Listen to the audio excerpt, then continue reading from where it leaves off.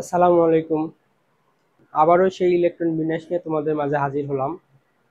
আজকে আমরা আরো খুব সহজে কিভাবে ইলেকট্রন বিন্যাস করা যায় সেই টেকনিকটা দেখব। তো আমি শুরুতে এর আগে বলেছিলাম যে কোনো টেকনিক দিয়ে আমরা পড়াশোনা করব না, আমরা মূল জিনিসটা জানবো, তারপর নিজেরা সেটাকে মনে রাখার জন্য বিভিন্ন কৌশল অবলম্বন করব। বাট শুরুতেই আমরা কৌশল দিয়ে শিখবো না। এই জন্য আমি অনেকগুলো ভিডিও বানিয়েছি এই পর্যায় সারণীর উপরে এবং মূল জিনিসগুলো তোমাদের জানিয়েছি। এখন আমি সেই মূল জিনিসগুলো থেকে কিভাবে সহজে মনে রাখা যায় সেই টেকনিকটা আজকে দেখাবো। যেমন ইলেকট্রন বিন্যাস, আমরা জানি যে প্রধান শক্তি স্তরের জন্য এল এর মান কি হয়, 0, 1, 2, 3 হয় এবং এই জন্য S, P, D and F আরও লেখা যায়। তবে বর্তমানে যতগুলো আবিষ্কৃত মৌল আছে সেগুলোর জন্য এই কয়টা অরবিটালই যথেষ্ট। এগুলো অরবিটাল দিয়েই ইলেকট্রন বিন্যাস করা সম্ভব। এখন আমাদের এই সূত্রটা যে এন প্লাস এন রুলস, যে এন প্লাস এল এর মান যার কম সেখানে আগে ইলেকট্রন প্রবেশ করবে, যার বেশি সেখানে ইলেকট্রন পরে প্রবেশ করবে। এখন এই যে এখানে আমার সংখ্যা বসবে, এন এর মান বসবে, এখানে এন এর মান বসবে, সেটা 1s 2s 2p 3s 3p etcetera. তো এসটা হচ্ছে এল এর মান আর এনটা এখানে তার আগে, এস এর আগে বা পির আগে, অরবিটালের আগে যে সংখ্যাটা হবে সেই সংখ্যাটা হবে এন এর মান। তো এন প্লাস এল, এই সূত্রটা আমরা এখন দেখব। তো সেই সূত্রটা পড়তে গেলে অনেক সময় লাগে। তো আমি একটা সহজ নিয়মটা যদি দেখি এরকম যে 1s 2s 2p 3s 3p and 4s, এতটুকু মুখস্থ রাখতে হবে, এতটুকু মুখস্থ রাখতে হবে 1s 2s 2p। আমরা এর আগের ক্লাসগুলো তো পড়িয়েছি যে কোন প্রধান শক্তি স্তরের কতগুলো অরবিটাল হবে, সেটা কিন্তু আমরা পড়িয়েছি। আজকে আমি সেই দিকে আর যাচ্ছি না, পড়া বেশি হয়ে যাবে, মানে দীর্ঘ সময় হয়ে যাবে। তো আমি শুধু শর্টকাটে একটু বলি যে এল এর মান নির্ভর করে 0 থেকে n-1 পর্যন্ত। এখন তোমরা নিজেরা প্র্যাকটিস করে নিও। এন এর মান যখন তাহলে 2 হবে, 2 হলে আমার এল এর মান কত দূর পর্যন্ত হবে, 0 1 পর্যন্ত যাবে, এস আর পি পর্যন্ত যাবে, এই জন্য 2s 2p। আর যখন এন এর মান 3 হবে তখন কোন পর্যন্ত যাবে, এই পর্যন্ত যাবে, এস পি ডি পর্যন্ত যাবে, এই জন্য 3 এর জন্য এস পি পর্যন্ত লেখা আছে, ডিও যাবে। এখন আমরা এইটুকু মুখস্থ করে নিব, 1s 2s 2p 3s 3p and 4s, এ পর্যন্ত আমরা মুখস্থ করে নিব। এখন লিখবো, দেখো ডিপিএস, আর একটা জিনিস এখানে বলে দিই, এস পি ডি এফ যখন ডি থেকে শুরু হবে, অর্থাৎ এই অ্যারো চিহ্নটা মনে রাখবো, ডি শুরু হয়েছে তাহলে কি হবে, ডিপিএস, ডির পর পি হবে, এস হবে, ডিপিএস অ্যান্ড ডিপিএস, এই দুটা মনে রাখবো। আর এরপরে তুমি যত দূর লিখবে এফ থেকে শুরু করবে, F D PS, F D PS. আরো যদি লিখতে চাও এফ ডি পিএস, যত খুশি তত লিখতে পারবো এফ ডি পিএস। তাহলে খুবই ইজি হয়ে গেল। শুধু 1s 2s 2p 3s 3p 4s এইটুকু মুখস্থ করার পরে এখানেও কিন্তু n প্লাস এল এর মান মিলে যাবে, দেখো হিসাব করে দেখো। এরপরে ডিপিএস হবে দুইটা, এরপরে এফডিপিএস, এফডিপিএস, অর্থাৎ এফডিপিএস এফডিপিএস, এরপর যতগুলো হবে সবগুলো এফডিপিএস। এই ডিপিএস, এই ডিপিএস, এটা শুরু হবে কি দিয়ে, 3, এটা শুরু হবে 3 দিয়ে অ্যান্ড এটা শুরু হবে 4 দিয়ে। অনুরূপভাবে এটা 4 দিয়ে, এটা 5 দিয়ে, এটা 6 দিয়ে, এরপরে যত যাবে 7 দিয়ে 8 দিয়ে 9 দিয়ে এইভাবে শুরু হবে। এখন কিভাবে 3 আর 4 তে কি বোঝাচ্ছে, এরা যদি 3D হয় এটা 4p, এটা 5s। অনুরূপভাবে এটা যদি 4d হয়, এটা 5p হবে, এটা 6s হবে। অর্থাৎ এটা যদি 4 হয় এক এক করে বাড়বে, 5, 6 and 7। এটা যদি 5 হয় এটা হবে 6, 7, 8। এটা 6 হলে 6, 7, 8, 9। বোঝা গেল? আমরা আবার দেখি, বললাম যে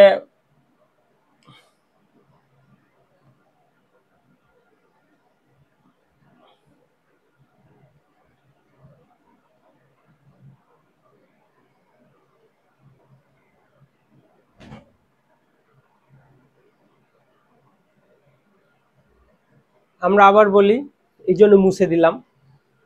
এই পর্যন্ত আমরা মুখস্থ করে নেব। এরপর ডিপিএস কয়টা লিখবো? দুইটা লিখবো। ডি থেকে শুরু হয়েছে, ডিপিএস দুইটা লিখবো। এই ডিপিএস এর পরে সবগুলোই এফডিপিএস। এফডিপিএস তোমার যত খুশি তত লিখতে পারো। এফডিপিএস, এফডিপিএস, এফডিপিএস যত খুশি তত লিখতে পারো, কিন্তু শুরু হবে এফডিপিএসটা শুরু, ডিপিএসটা শুরু হবে 3 দিয়ে, 3 আর 4। তাহলে প্রথম 3 হলে এটা 3 হবে, 4 হবে, 5 হবে। এটা যখন 4 হবে, 4, 5, 6 হবে। অনুরূপভাবে এফডিপিএসটা এইটা যদি 4 দিয়ে শুরু হয়, 4, 5, 6, 7। 5 দিয়ে শুরু হলে 5, 6, 7, 8। 6 দিয়ে শুরু হলে 6, 7, 8 এটসেট্রা। তাহলে তোমরা ইজিলি এখন করতে পারবে 3D, 3P, 3 না 3P, এটা 4P, 5S, এটা 4, 5 and 6। এটা তাহলে কি হবে? 4 দিয়ে, 5 দিয়ে, 6 দিয়ে, 7 দিয়ে। এটা 5 দিয়ে, 6 দিয়ে, 7 দিয়ে, 8 দিয়ে। এটা 6 দিয়ে, 7 দিয়ে, 8 দিয়ে আর 9 দিয়ে। তাহলে এটা যদি আমার 7 দিয়ে শুরু হয়, এটা 8 দিয়ে শুরু হয়, এটা 9 দিয়ে শুরু হয়, তাহলে 7F, 8D and 9P and 10S। তো এত দূর প্রয়োজন নেই আমার। আমার এই পর্যন্ত হলে হবে, এই যে 4, 5 পর্যন্ত হলে, দুইটা এফডিএস পর্যন্ত হলেই 118টা মৌলের ইলেকট্রন বিন্যাস হয়ে যাবে। এখন তাহলে পরীক্ষার হলে তুমি কি কি লিখতে পারো? এই সিকোয়েন্সটা লিখে রাখতে পারো। পরীক্ষার হলে ঢোকার সাথে সাথে একটা কর্নারে তুমি এই সিকোয়েন্সটা লিখে রাখতে পারো। তাহলে যে কোনো ইলেকট্রন বিন্যাস দিলে তোমার আর মনে রাখা লাগবে না n+l রুল অনুযায়ী হলো কিনা। এখানে n+l রুল অনুযায়ী সাজানো আছে। n+l এর মান যার ছোট তাকেই প্রথমে রাখা হয়েছে, যার বড় তারপরে রাখা হয়েছে। যেখানে n+l এর মান সমান সমান হয়ে যায়, সেখানে n এর মান যার ছোট তাকে প্রথমে রাখা হয়েছে, তার চেয়ে বড় যে তারপরে রাখা হয়েছে। তোমরা খাতায় কলমে বা নিজেরা প্র্যাকটিস করে দেখো যে সেই হিসেব করে এখানে রাখা হয়েছে। তাহলে কিন্তু হয়ে গেল ইলেকট্রন বিন্যাস। তোমাকে এর আগে আরো শর্টকাটে কিছু নিয়ম শিখেছিলাম, যে আর আরো কিছু শিখিয়েছিলাম, যে মৌলের ইলেকট্রন বিন্যাসটা করব সেই মৌলের পূর্ববর্তী আমার নিষ্ক্রিয় মৌলটা কি আছে, সেই নিষ্ক্রিয় মৌলের দিয়েও আমরা ইলেকট্রন বিন্যাস করতে পারি। সেই সম্পর্কে আমার দুইটা ভিডিও আছে, শর্টস ভিডিও একটা আছে এবং লং ভিডিও আছে। সেখানে আমি বলেছিলাম যে এখানে নিষ্ক্রিয় মৌলটা লিখবো, এরপরে হচ্ছে হলো তার কি হবে সেটা লিখবো। এটা এই উদাহরণের দিকে এখন আমি আর যাচ্ছি না, আমি শর্টকাটে আরো কিছু শিখাবো আজকে। তো ইলেকট্রন বিন্যাসের কিন্তু এর চেয়ে সহজ টেকনিক আর হয় না, সম্ভব না। আরো যদি তোমরা জেনে থাকো, পেরে থাকো, নিজেরা ট্রাই করবে কিভাবে আরো সহজ করা যায়, নিজেরা সেটা করে নিবে। তবে আমার জানা মতে এটাই সবচাইতে বেস্ট শর্টকাট টেকনিক। এখন দেখো, আমরা পর্যায় সারণীকে কয়টা ভাগে ভাগ করেছি। S block, P block, S block, এখানে ডি ব্লক, এখানে পি ব্লক। এস ব্লকে দুইটা আছে, গ্রুপ 1A আছে, গ্রুপ 2A আছে। আর ডি ব্লকে কি আছে? গ্রুপ 3B থেকে এখানে 8 তিনটা আছে, 1, 2, 3টা, এরপরে 1B and 2B। আর পিতে কি আছে? তোমার 3A থেকে শুরু করে একদম 7A পর্যন্ত। আর শেষে আছে শূন্য গ্রুপ। এটা হচ্ছে আমার পর্যায় সারণীর একটা মানে ভাগ। তো 1A আমরা তো জানি সর্বশেষ স্তরের ইলেকট্রন থাকবে তার গ্রুপ সংখ্যার সমান ns1, অর্থাৎ সর্বশেষ স্তরটা একটাই হবে, সেটা s, এবং তার স্তরে ইলেকট্রন থাকবে 1। যেমন আমরা দেখেছিলাম কি যে sp-df, এখানে যদি সর্বশেষ স্তর হয় 7 তাহলে 7s1 হবে, অর্থাৎ 7 এর ঘরে শুধু এসই থাকবে আর অন্য কিছু থাকবে না। আবার যদি 5 হয় তাহলে 5s1 থাকবে সর্বশেষ স্তর। আর 2 এর জন্য কি হবে, ns2, দুইটা ইলেকট্রন থাকবে, দুইটা। এখানে ব্যতিক্রম কোনটা, হিলিয়ামটা, হিলিয়াম 1s2, কিন্তু এটা কিন্তু 2a গ্রুপের না। কেন 2a গ্রুপের না, এখানে ns2 অর্থ এর আগে আরো ইলেকট্রন আছে, যে ইলেকট্রনগুলো অন্য অন্য শেলে আছে। এটার স্তর সর্বশেষ স্তরটা, আর এখানে একটাই স্তর, সেটা 1, আর সেটা পরিপূর্ণ আছে। এজন্য এদের ধর্মটা 2a হচ্ছে ক্ষার ধাতু, কিন্তু হিলিয়ামের ধর্মটা ক্ষার ধাতুর মতো না। এই জন্য এটা আলাদা একটা গ্রুপে স্থান দেওয়া হয়েছে, যার নাম হচ্ছে শূন্য গ্রুপ অথবা নিষ্ক্রিয় গ্যাসের গ্রুপ। তাহলে আমরা খুব সহজেই বলতে পারবো যে ইলেকট্রন বিন্যাস থেকে এটা কোন গ্রুপে। তাহলে শেষে ns2 যদি থাকে তাহলে সেটা 2a, ns1 থাকলে সেটা 1a গ্রুপ, আর এই nটা হবে তার পর্যায়। এখন আমরা দেখব D group, D orbital, D block. D block মৌল কোনগুলো, ডি ব্লক মৌল হচ্ছে n-1 d and ns, সর্বশেষ স্তরটা এটা হবে। অর্থাৎ সর্বশেষ স্তর যদি 4 হয়, 4s হয়, তাহলে তার আগেরটা 3d হতে হবে, এবং এখানেই ইলেকট্রন যেটা থাকবে সর্বশেষ স্তরের ইলেকট্রন, সর্বশেষ স্তরের ইলেকট্রনটা এই স্টাইলের যদি থাকে দেন সেটাকে আমরা বলবো ডি ব্লক মৌল। আর পি ব্লক মৌলের ক্ষেত্রে কি হবে, পি ব্লক মৌলের ক্ষেত্রে হবে ns and np, এটাতে যদি ইলেকট্রন থাকে সেটাকে বলবো আমরা পি ব্লক। এখানে একটা লক্ষণীয় জিনিস হচ্ছে ns, s এর মান হবে 1 থেকে 2 এবং np 1 থেকে 5, এরকম থাকলে সেটা হবে পি ব্লক মৌল। এখন তোমার কোশ্চেন হতে পারে এইটা তো এস ব্লক, এসেও থাকবে, ঠিক আছে এসে থাকবে, এসে ইলেকট্রনও থাকবে, পিতেও থাকবে, রাইট, বাট এখানে এন যে সর্বশেষ স্তরটা, সেই সর্বশেষ স্তরের সাথে এসও থাকবে এবং ওই একই স্তরের পিও থাকবে, এই জন্য সর্বশেষ স্তরটা এখানে পি হিসাবে গণনা করা হবে, কিন্তু সর্বশেষ স্তরের ইলেকট্রনটা ধরা হবে এস এবং পি দুটো মিলে, এবং সেটা হবে তার গ্রুপ সংখ্যা। আশা করি বুঝতে পারছো। আর পরীক্ষায় এখানে একটু ঘুরিয়ে পিছিয়ে থাকতে পারে, সেটা হচ্ছে যে আমরা দেখেছি কিছু জায়গায় দেখেছি 3a থেকে 7a পর্যন্ত, বাট অনেক জায়গায় অনেক সময় আবার দেওয়া থাকবে 3a কে বলা হবে 13 থেকে এটা 17 পর্যন্ত, শুধু সংখ্যা দিয়ে দেওয়া থাকবে 13 থেকে 17 পর্যন্ত। তাহলে 3a থেকে 7a, অথবা যদি আমরা এ দিয়ে লিখি তাহলে 3a থেকে 7a লিখবো, আর যদি এরকম একটানা সংখ্যা দিয়ে লিখি তাহলে এর সাথে 10 যোগ করে দিব, সর্বশেষ স্তরে যে ইলেকট্রন থাকবে 10 যোগ করে দিব। কেন 10 যোগ করে দিব এই সম্পর্কে আমি এর আগে বলেছিলাম। 1a 2a মাঝখানে 10টা গ্রুপ আছে, যেটা ডি ব্লকের জন্য, আর এখানে আছে তোমার 6টা, তাহলে এই 6টা আর এই বাকি প্রথম 2টা, এই 8টা, আর মাঝখানে অ্যাডিশনালি 10টা গ্রুপ আছে, প্রত্যেকটা গ্রুপে তো একটা করে মৌল। আমরা জানি যে এরকম একটা কোশ্চেন হয় কিন্তু এখানে যে একটা মৌলের একটা মাত্রই অবস্থান হয়, ব্যাখ্যা করো। একটা মৌলের একটা মাত্রই অবস্থান হবে, তাহলে এখানে 10টা গ্রুপ, 10টা গ্রুপে 10টা মৌল হবে প্রতিটা স্তরের জন্য। ওকে, তাহলে 10 12 আর এই সাইডে 6টা, এই 18টা, এই 18টা গ্রুপ টোটাল। তো আমি বললাম যে মাঝখানে 10টা অ্যাডিশনাল গ্রুপ ডি ব্লক আসছে, 10 আর 2 12, আর একটানা যদি আমরা সংখ্যা হিসেবে লিখি তাহলে ওইটা হবে 13। কিন্তু যেটা 3 নাম্বার গ্রুপ ডির 3 নাম্বার গ্রুপের মাঝখানে এইটুকু ফাঁকা ফাঁকা, টুর, এই যে টুর পরে 3 শুরু, মাঝখানে হচ্ছে ডি, এক ঘর পরে ডি শুরু, তাহলে এই জন্য প্রথম স্তরে মাঝখানে ফাঁকা, 10টা ফাঁকা, এই 3 এ দিয়ে শুরু। কিন্তু আমার গণনাকালে 1 2 3 4 এইভাবে 13 14 এইভাবে শুরু। গণনাকালে কি হয় 1 2 3 4 5 এইভাবে 13 13 17 পর্যন্ত শুরু। ওকে, এই জন্য আমরা 10 অ্যাডিশনালি যোগ করে নেব যখন পি ব্লক মৌল হবে।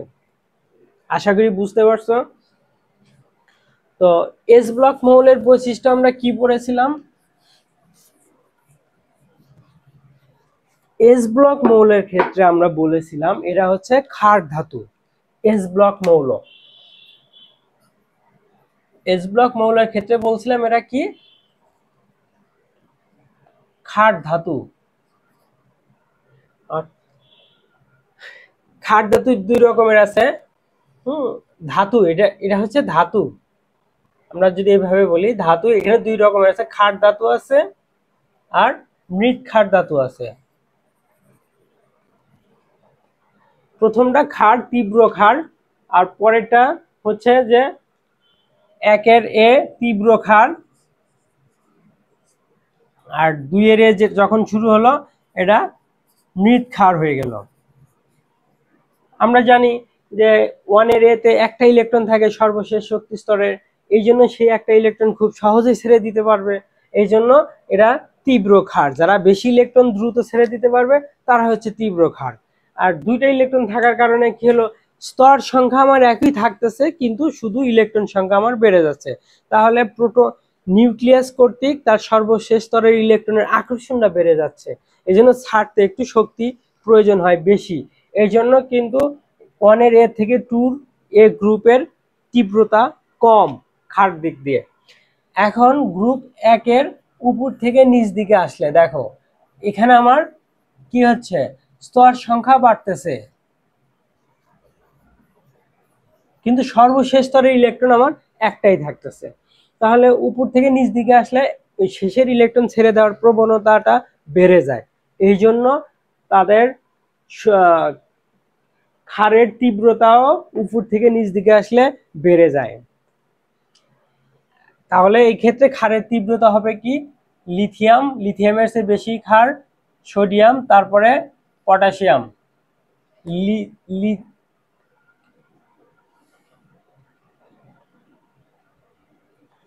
তারপরে রুবিডিয়াম, তারপরে সিজিয়াম, তারপরে ফ্রান্সিয়াম। এটা হচ্ছে তীব্রতা। আবার অনুরূপভাবে দ্বিতীয় গ্রুপে কে আছে, বেরিলিয়াম, বিরিয়ানি, মোগলাই, কাবাব, সরিয়ে বাটিতে রাখো, এটা হবে তার তীব্রতার শক্তির ক্রম। সবচাইতে বেশি ক্ষারীয় কে হবে, রেডিয়াম, তার আগে তারপরে হবে বেরিয়াম, তারপরে অর্থাৎ সবচেয়ে কম হবে বেরিলিয়াম। বোঝা গেছে? এখানেও সেই সেম কাহিনী, উপর থেকে নিচ দিকে আসলে কি হয়, তোমার ইলেকট্রনের দূরত্বটা বেড়ে যায়। তাহলে বেরিলিয়াম ছিল 4, তার মানে 2টা স্তর আছে, 2টা স্তরে 2টা, সর্বশেষ স্তরে 2টা ইলেকট্রন, আর তারপরেটা হয়ে যায় 3টা স্তর, কিন্তু সর্বশেষ ইলেকট্রন কয়টা, সেই 2টাই। তাহলে এখানে নিউক্লিয়াস থেকে এর দূরত্ব এর দূরত্ব আরো বেশি, দূরত্ব বেশি হওয়ার কারণে কি হয়, এরা ইলেকট্রন দ্রুত ছেড়ে দেয়। আর এই যে তোমার নিউক্লিয়াস থেকে ইলেকট্রনের দূরত্ব বাড়তেছে, স্তর সংখ্যাও বাড়তেছে। তাহলে নিচের মৌল যেটা, সেই অনেকগুলো মৌল যখন পরস্পরের লেগে বড় একটা মৌল তৈরি করবে, যেমন ধরো সিজিয়ামের কথাই যদি বলি, হ্যাঁ, এরকম সিজিয়াম পাশাপাশি যদি আমরা সিজিয়ামটা আমরা আঁকি তাহলে এরকম হবে। ধরো এরকম হলো, সাপোজ সিজিয়ামের স্তর সংখ্যা আরো হবে, আমি জাস্ট উদাহরণ দিলাম। তাহলে এইখানকার নিউক্লিয়াস আর এই সিজিয়ামের নিউক্লিয়াস সাপোজ, হ্যাঁ, দূরত্ব অনেক বেশি না? অনেক বেশি, দূরত্ব বেশি হওয়ার কারণে তাদের ভিতরে আকর্ষণ শক্তিটাও কমে যাবে। এই জন্য এরা কি হবে, নরম ধাতু। হ্যাঁ, খাট ধাতুগুলো কি হয়, নরম ধাতু হয়। আশা করি বুঝতে পারছো।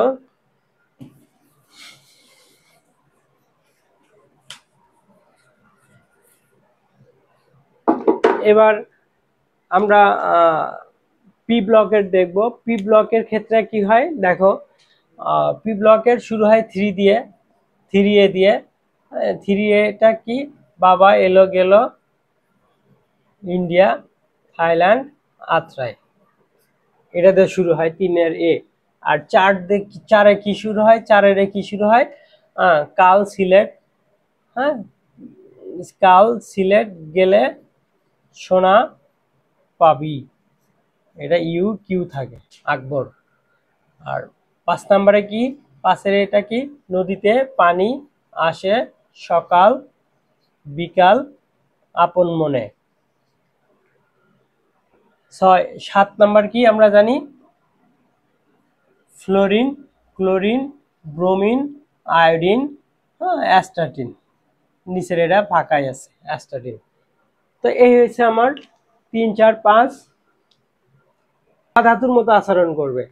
আর অক্সিজেন 7 নম্বরের ক্ষেত্রে দেখো সর্বশেষ স্তরে কয়টা ইলেকট্রন আছে, 6 নম্বরের ক্ষেত্রে দেখো 6টা ইলেকট্রন আছে। তাহলে আর লাগে 2টা, তাহলে অবশ্যই অক্সিজেন এই গ্রুপে 6 নম্বর গ্রুপেও এরা কি করবে, ইলেকট্রন গ্রহণ করবে। আর এই 6 নম্বর গ্রুপকে বলা হয় চ্যালকোজেন। এই গ্রুপকে বলা হয় চ্যালকোজেন, এই গ্রুপকে চ্যালকোজেন বলে। আর 7 নম্বর গ্রুপে দেখো আর দরকার একটা ইলেকট্রন আছে, 7টা আর দরকার একটা ইলেকট্রন, তার মানে এটা অধিক সক্রিয় অধাতু। মানে অধাতুটা কি, শক্তিশালী অধাতু, কেন, তারা ইলেকট্রন গ্রহণ করবে। হ্যাঁ, এই জন্য বলা হয় যে যারা ইলেকট্রন গ্রহণ করবে এদেরকে বলা হয় তড়িৎ ঋণাত্মক মৌল, আর যারা ইলেকট্রন ছেড়ে দিবে তাদেরকে বলা হয় তড়িৎ ধনাত্মক মৌল। তাহলে আমরা কি দেখলাম দেখো, এখানে হচ্ছিল 4, বোরন 5, এটা 6 7 8, অর্থাৎ একই স্তরে বাম থেকে ডান দিকে যত যাচ্ছি ধীরে ধীরে ধাতব ধর্ম হ্রাস পাচ্ছে আর অধাতুর ধর্ম বৃদ্ধি পাচ্ছে। উল্টাভাবে যদি আমরা বলি এরকম যে তড়িৎ ধনাত্মকতা হ্রাস পাচ্ছে, তড়িৎ ঋণাত্মকতা বৃদ্ধি পাচ্ছে।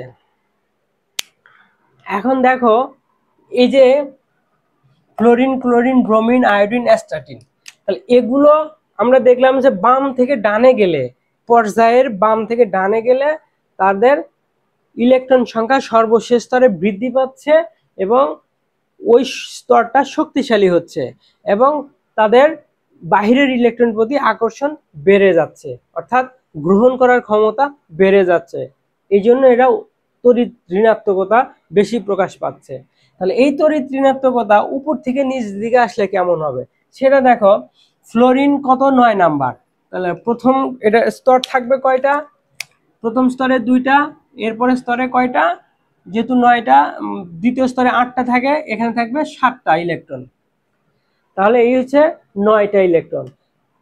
এখন এই ক্লোরিনের যখন হবে, ক্লোরিনের জন্য স্তর হবে কয়টা, 3টা, কিন্তু সর্বশেষে ওই 7টা ইলেকট্রন থাকবে। এবার তোমরাই বলো যে ফ্লোরিনের ক্ষেত্রে যে তড়িৎ ঋণাত্মকতা আর ক্লোরিনের ক্ষেত্রে তড়িৎ ঋণাত্মকতার পার্থক্য হবে কিনা। কারণ হচ্ছে ক্লোরিনের সর্বশেষ স্তরের ইলেকট্রনটা কি সহজেই ছেড়ে দিতে পারবে।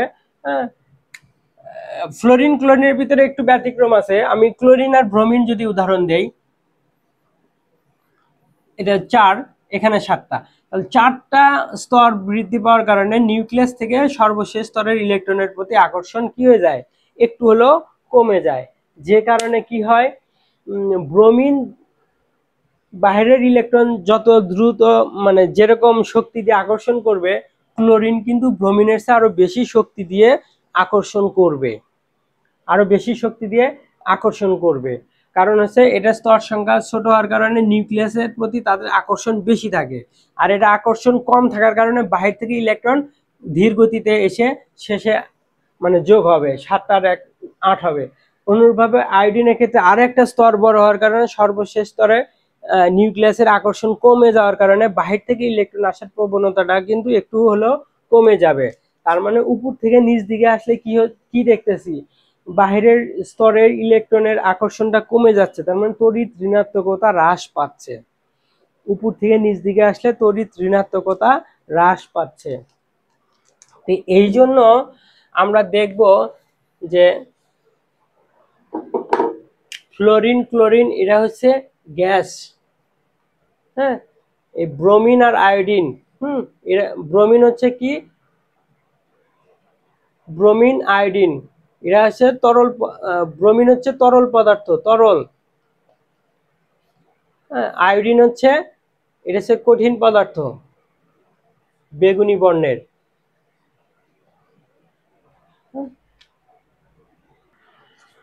ব্রোমিন হচ্ছে তরল, লাল বর্ণের তরল, লাল তরল পদার্থ, পানি।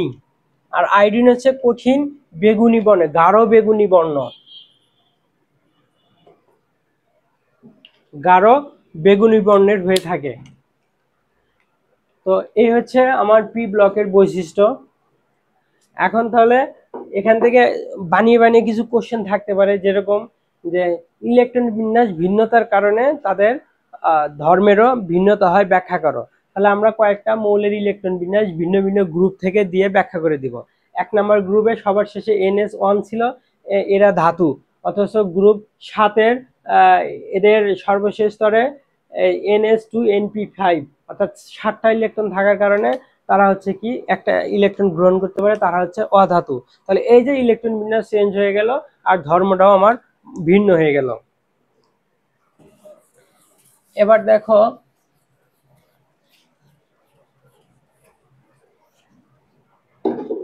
ডি ব্লক মৌল, ডি ব্লক মৌলের ক্ষেত্রে কি হয়, N-1 ডি হবে আর NS2 হবে, মানে 1 থেকে 2 হবে আর এখানে 1 থেকে 10 হবে।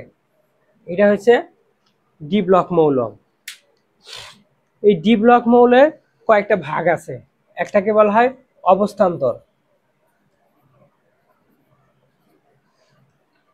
অবস্থান্তর মৌল, ইংলিশে বলা হয় transitional elements, transition elements, transition elements, অবস্থান্তর মৌল। অবস্থান্তর মৌল আর ডি ব্লক মৌল পরীক্ষায় আসে। সকল অবস্থান্তর মৌল ডি ব্লক, কিন্তু সকল ডি ব্লক অবস্থান্তর নয়। এটার ব্যাখ্যা আমরা কি দিব? অবস্থান্তর মৌল হচ্ছে কোন মৌলের যৌগ গঠন অবস্থায়, কোন আয়ন অবস্থায় যদি তার সর্বশেষ স্তরটা, এই ডি ব্লকটা যদি আংশিক পূর্ণ থাকে, এটা হবে হচ্ছে কি অবস্থান্তর মৌল। যদি কোনো মৌল আয়নিক অবস্থায় কি থাকে, আংশিক পূর্ণ থাকে, দেন সেটাকে বলবো আমরা অবস্থান্তর। কিন্তু যদি এই সর্বশেষ স্তরটা ডি দিয়ে পূর্ণ থাকে, ডি একদম পরিপূর্ণ আছে, সেক্ষেত্রে আমরা এটাকে ডি ব্লক মৌল বলবো, কিন্তু এই সংজ্ঞা অনুযায়ী অবস্থান্তর মৌল হবে না। তাহলে আমরা কি বলতে পারলাম, যে সকল অবস্থান্তর মৌলটাই কি হবে, ডি ব্লক, কারণ ডি তে ইলেকট্রন আছে। কিন্তু ডি তে ইলেকট্রন থাকলেই সেটাকে অবস্থান্তর মৌল বলবো না, সেটার ক্রাইটেরিয়া থাকতে হবে, কিরকম, আংশিক পূর্ণ থাকতে হবে, তাও আবার সেটা আয়ন অবস্থায়। উদাহরণ যদি আমরা দেই,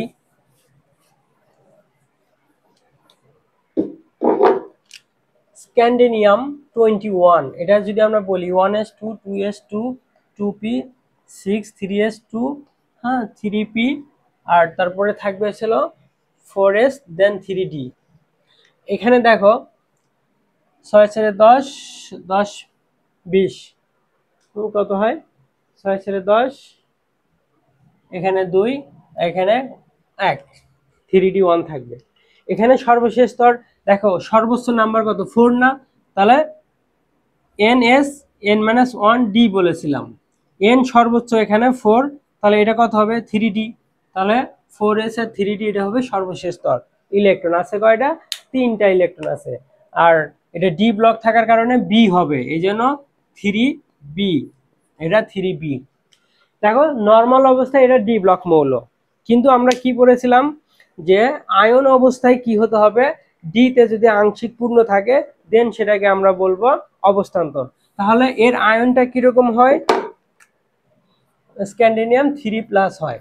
তাহলে 1s2 2s2 2p6 3s2 3p6। এখন দেখো 3+ মানে 3টা ইলেকট্রন ছেড়ে দিয়েছে, তাহলে সর্বশেষ স্তরে কোনটা ঢুকেছে, 1 ঢুকেছে, সেই একটা ইলেকট্রন চলে যাবে। এরপরে কোনটা ঢুকেছে, 4s এ ঢুকেছে। এই জন্য এখানে 4s থেকে 2টা ইলেকট্রন চলে যাবে, তাহলে 4s ও শূন্য হয়ে গেল, 3dও শূন্য হয়ে গেল। হ্যাঁ ঠিক আছে, তাহলে তোমার ইলেকট্রন ছেড়ে দেওয়ার সময় কোথায় ছেড়ে দিতে হবে, সর্বশেষ স্তর থেকে ইলেকট্রন চলে যাবে। কারণ সবার আগে তো এস এ ঢুকছে, তাই দেখে কি এস থেকে ইলেকট্রন যাবে, যাবে না। শক্তি তো এটা কম, কিন্তু এখান থেকে যাবে না। ইলেকট্রন যাবে কোত্থেকে, সর্বশেষ স্তর থেকে। কেন, কারণ যত শক্তি কম সেটা কোথায় থাকে, নিউক্লিয়াসের কাছে থাকে, তার আকর্ষণটা বেশি থাকে। নিউক্লিয়াসে কি থাকে, পজিটিভ থাকে, আর ইলেকট্রন কি নেগেটিভ। তাহলে নিউক্লিয়াসের কাছে হচ্ছে এই দুটা 1s2, এটা নিউক্লিয়াস যদি হয় তাহলে এর প্রতি এর আকর্ষণ বেশি। এই জন্য শেষে থেকে ইলেকট্রন কিন্তু সরবে না, সরবে থেকে সর্বশেষ স্তরে, মানে প্রথম থেকে সরবে না, সর্বশেষ স্তর থেকে ইলেকট্রন সরে যাবে।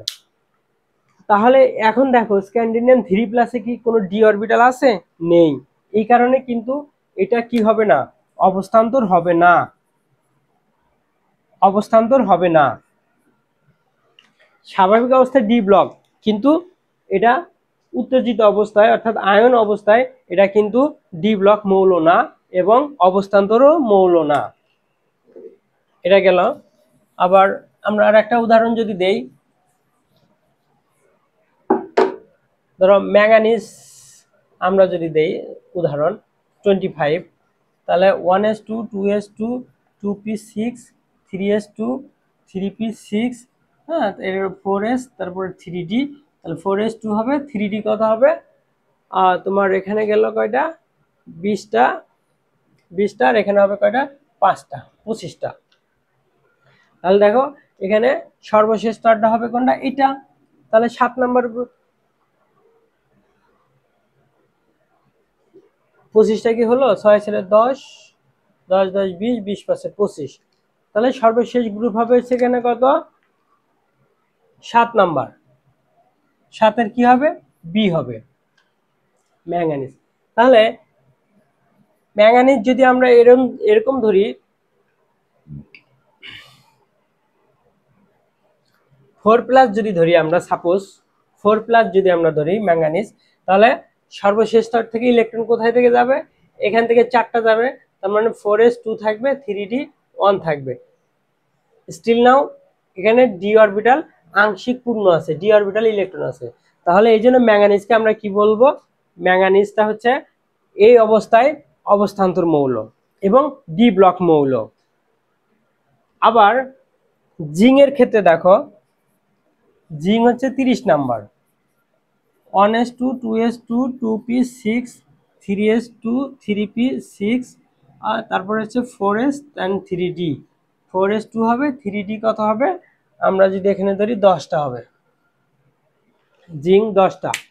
হ্যাঁ, তাহলে এই ক্ষেত্রে দেখো এটা কিন্তু ডি ব্লক মৌল, এটা D block, but not transition element, not transition. কেন অবস্থান্তর নয়, কারণ ডি পরিপূর্ণ আছে। কিন্তু এখন যদি আমরা এরকম করি, এখন যদি আমরা জিঙ্ক 2+ যদি দেই, অর্থাৎ 2টা ইলেকট্রন যদি ছেড়ে দেয়, তাহলে কোথায় কি হবে, এখানে 4s2 হবে, আর 3d কি হবে, 3d 8 হবে। তাহলে দেখো ডি অরবিটাল আংশিক পূর্ণ আছে, এই জন্য কিন্তু এই জিঙ্ক 2+টা কি হবে, ডি ব্লক অবস্থান্তর মৌল হবে। আবার ডি তে ইলেকট্রন আছে, এই জন্য এটাকে ডি ব্লকও বলা হবে। তাহলে দেখা গেল সকল অবস্থান্তরই ডি ব্লক হচ্ছে, কিন্তু সকল ডি ব্লক অবস্থান্তর নয়। এটা আমরা 2টা উদাহরণ দিয়ে আমরা খুব সহজে আনসার করতে পারবো। পরীক্ষায় কিন্তু থাকতে পারে যে নিম্নের কোন মৌলটি ট্রানজিশন এলিমেন্ট বা অবস্থান্তর মৌল। তাহলে সেই ক্ষেত্রে যেটা আয়ন থাকবে, আয়ন থাকা অবস্থায় আমাকে কি করতে হবে, ইলেকট্রন বিন্যাস করে দেখতে হবে। নর্মাল অবস্থায় কিন্তু ট্রানজিশন এলিমেন্ট ক্যাটাগরি করা যায় না, আয়ন অবস্থায় ক্যাটাগরি করতে হবে। আর ডি ব্লক মৌল সবসময় আয়ন কিন্তু কি হবে, ধনাত্মকই হবে, কারণ ডি ব্লক মৌল একটা ধাতু, মেটাল, আর মেটালটা কি করে, ইলেকট্রন ছেড়ে দেয়।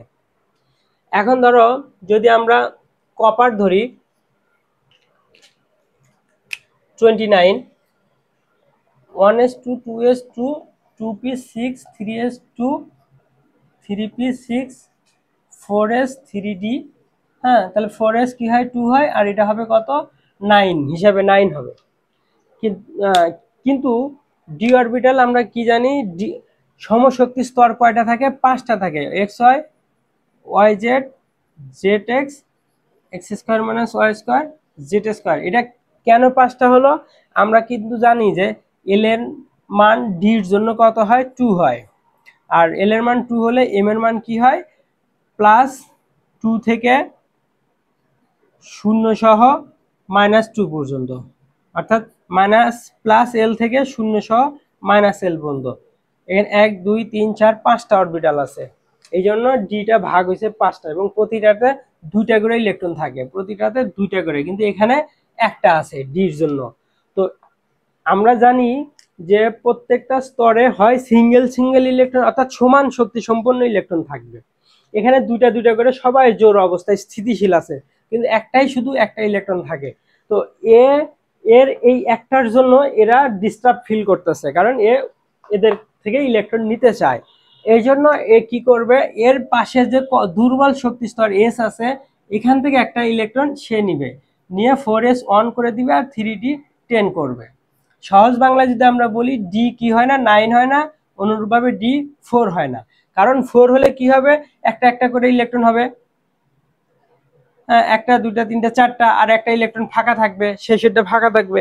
এই জন্য কি করবে, 4s থেকে একটা ইলেকট্রন নিয়ে এখানে 1 করে দিবে, সবগুলো সিঙ্গেল ইলেকট্রন হয়ে যাবে। এই জন্য D4 থেকে কি হয়, D5 হয়, আর D9 থেকে কি হয়, D10 হয়। আশা করি এটা তোমরা বুঝতে পারছো। তোমরা নিজেরা একটু প্র্যাকটিস করে নিবে, তাহলে আরো সহজ সুন্দরভাবে বুঝতে পারবে। এখানে এল এর মান, এম এর মান, ডি এস এর মান এই কিভাবে আসে, এটা আমার অনেকগুলো ভিডিও আছে কোয়ান্টাম নাম্বার দিয়ে ব্যাখ্যা, এগুলোকে কোয়ান্টাম নাম্বার বলে। তোমরা এই কোয়ান্টাম নাম্বারের ওই লেকচারটা তোমরা দেখতে পারো, টিউটোরিয়ালটা দেখতে পারো, তাহলে জিনিসটা তোমাদের জন্য আরো ইজি হবে। তাহলে ডি ব্লক মৌলের যে অবস্থান্তর মৌলটা আছে, এদের কিছু বৈশিষ্ট্য আছে। এরা কি করতে পারে, রঙিন যৌগ গঠন করে। এরা কি করে, এরা হচ্ছে কি যে ডি অরবিটালে ইলেকট্রন স্থানান্তর করে তোমার কি করতে পারে, এরা পরিবর্তনশীল যোজ্যতা প্রকাশ করে। আমরা যোজ্যতা বলতে কি বুঝাইছিলাম, সিঙ্গেল ইলেকট্রন যারা বিক্রিয়ায় অংশগ্রহণ করে, এটাকে যোজ্যতা ইলেকট্রন। তো ডি অরবিটালে কিছু ফাঁকা থাকার কারণে এস থেকে ইলেকট্রনটা ডি অরবিটালে চলে গিয়ে যোজ্যতার পরিমাণ বৃদ্ধি করতে পারে। তো এটা হচ্ছে আমার ডি অরবিটালের কিছু বৈশিষ্ট্য। এরপরে ডির ভিতরে একটা আছে ল্যান্থানাম গ্রুপ আর অ্যাক্টিনিয়াম। ল্যান্থানাম আর অ্যাক্টিনিয়াম, এটাকে এফ ব্লক মৌল বলা হয়, এফ ব্লক মৌল বলা হয়। এখানে 15টা মৌল আছে, এখানে 15টা মৌল আছে, একই ধর্ম বিশিষ্ট মৌল হওয়ার কারণে একটা ঘরের ভিতরে 15টা করে মৌল আছে। তো একটা ঘরের ভিতরে 15টা মৌল লেখা সম্ভব না, বিধায় নিচে আলাদাভাবে দুটা সিরিজ লেখা আছে, এটাকে বলা হয় ল্যান্থানাইট অ্যান্ড অ্যাক্টিনাইটস, অথবা আধুনিকভাবে বলা হয় ল্যান্থানয়েডস এবং অ্যাক্টিনয়েডস, নাইটস বলা হয় না, কারণ আইডি এটাকে ওই যে হ্যালাইড গ্রুপের সাথে বলা হয়, এই জন্য এটা ল্যান্থানয়েডস ওআইডি বলা হয়, এখন বর্তমানে ওআইডি বলে, ল্যান্থানয়েড অ্যাক্টিনয়েডস।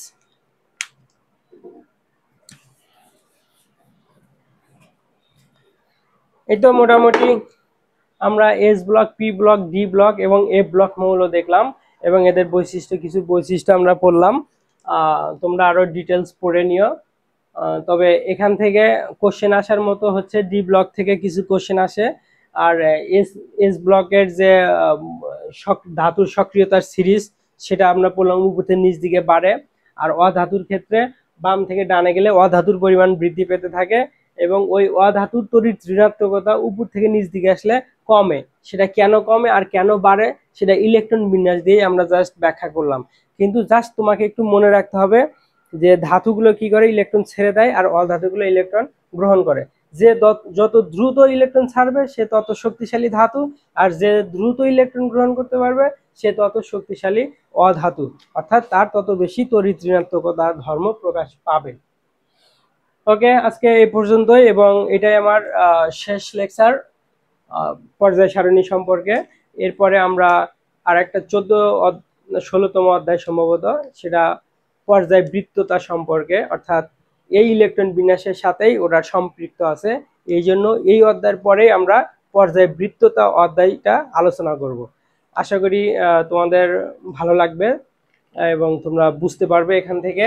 এবং আমার এই টিউটোরিয়ালটা যখন দেখবে তখন তোমরা খাতা কলম নিয়ে বসবে এবং প্র্যাকটিস করবে। মনে করবে তোমরা প্রাইভেট পড়তে গেছো, ঘরে বসে প্রাইভেট পড়বে আর বই দাগিয়ে দাগিয়ে নিবে। এখন থেকে অ্যাডমিশন টেস্টের জন্য প্রিপারেশন নেবে। দয়া করি তোমরা সফল হও। আসসালামু আলাইকুম।